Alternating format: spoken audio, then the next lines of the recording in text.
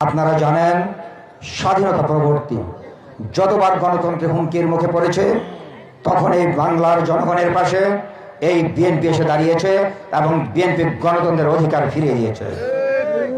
আপনারা জানেন ভোটের অধিকার নিয়ে সিনেমিনি খেলা হয়েছে, ততবার এই বিএনপি আপনাদের পাশে এসে রক্তের বিনিময়ে এই ভোটের অধিকার ফিরিয়ে এনেছে এই বিএনপি। সেই জন্য আপনারা আপনাদের মতের লোককে ভোট দিবেন, সেই অধিকার নিয়ে আমি বলছি আপনারা ইনশাল্লাহ বিএনপি ভোট দিবেন ইনশাল্লাহ।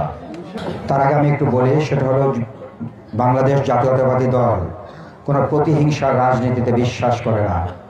আমরা কোনো প্রতিহিংসার রাজনীতি বিশ্বাস করি না। আমরা মনে করি এই দেশ আমাদের সকলের, এই দেশের যারা আমরা নাগরিক জনগণ প্রত্যেকের এই দেশ, প্রত্যেকের এই গ্রাম, এই অঞ্চল আমাদের সকলের।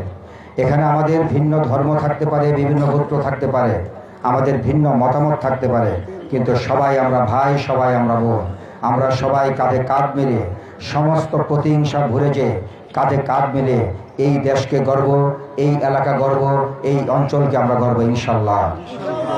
এবং তার পাশাপাশিতে আমাদের এই অত্র অঞ্চলে আপনারা জানেন এই জাজিরা অঞ্চল, বিশেষ করে জাজিরা এবং পালনের কিছু অংশ যেটা নদী ভাঙ্গন নিয়ে আমাদের অত্যন্ত সমস্যা হচ্ছে, যাতে আমাদের প্রতিটা ক্ষেত্রে প্রবলেম হচ্ছে। আমরা ইনশাল্লাহ এই নদী শাসন সুশাসন করার ব্যবস্থা নিয়ে আমরা কাজ করবো ইনশাল্লাহ। তো আমি আপনাদের কাছে এই প্রত্যাশা করি যে আপনারা জানেন যে 12ই ফেব্রুয়ারি নির্বাচনে ইনশাল্লাহ বিএনপি সরকার গঠন করতে যাচ্ছে।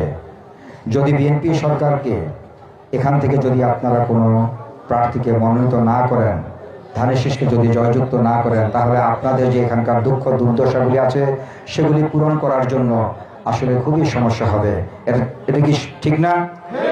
তো অতএব আপনারা, আমি আশা করি যে আমাকে এখানে জনায়েত তারেক রহমান পাঠিয়েছেন, আমাকে খালেদা জিয়া পাঠিয়েছেন, বাংলাদেশ জাতীয়তাবাদী দল এখানে পাঠিয়েছেন। আমি আপনাদের ভাই হয়ে থাকতে চাই, আপনাদের সাথে থাকতে চাই, আপনাদের খেদমত করার জন্য আমি আপনাদের সহযোগিতা চাই। আপনারা আমাকে অর্থ অঞ্চলে খেদমত করার সুযোগ করে দিবেন ধানের শীষ মার্কায় ভোট দিয়ে। আর জাব্বার বলেছে যে আমাকে কথা দিতে হবে, আরেক ভাইও বলেছে আমি ইনশাল্লাহ আপনাদের পাশে আমি থাকবো, আপনাদের দুঃখ দুর্দশা নিয়ে আমি কাজ করবো ইনশাল্লাহ। এবং আমি আপনাদের সেই জন্য সহযোগিতা চাই। আপনারা আমাদেরকে ধানের শীষে ভোট দিয়ে বিএনপিকে ক্ষমতায় আনেন এবং অত্র অঞ্চলে ধানের শীষের প্রার্থীকে জয়যুক্ত করেন।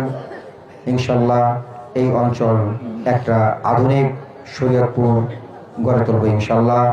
এবং জাব্বার যেটা বললো যে পদ্মার সেতু হয়েছে, কিন্তু এখানে কোনো শিল্পায়নের ব্যবস্থা হয় নাই, ইনশাল্লাহ হবে শিল্পায়নের ব্যবস্থা ইনশাল্লাহ অত্র অঞ্চলে হবে। আপনারা ধৈর্য ধরেন এবং বিএনপিকে ভোট দেন, জয়যুক্ত করেন এবং আপনাদেরকে সাথে খেদমত করার সুযোগ করে দেন। আমরা আগামী দিনে পালন চাকরির পক্ষে আমরা ধানের শীষের প্রার্থী যারা ছায়ের সঙ্গে নির্বাচিত করে আমরা তাদের থেকে ছাড়িয়ে দিতে চাই। পালন চাকরির বাকি আমেরিকার ঘাটি না, এটা বিএনপির ঘাটি। তারা দলের দায়িত্ব ছিলেন, তারা এই দলকে দুর্বল করেছে। এই বিএনপি এত আমেরিকার পালন চাকরি ছিল না। যারা দলের দায়িত্ব ছিলেন তারাই এই দলটাকে, তারা ব্যক্তি স্বার্থ ব্যবহার করে দলটাকে দুর্বল করেছে।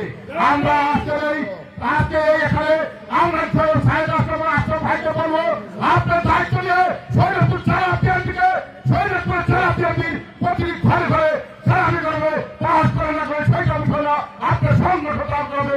এর প্রতিশ্রুতি দিতে হবে, এর প্রতিশ্রুতি আপনার কাছে আমরা চাই। পালন চাকরি হতে শুরু করে কেরাল ফরিদপুর, কেরাল শরীরপুর আর ঢাকা বিভাগের মধ্যে একটি অবহেলিত জেলা, এই জেলাকে আপনার উন্নয়নের হাত দিতে হবে।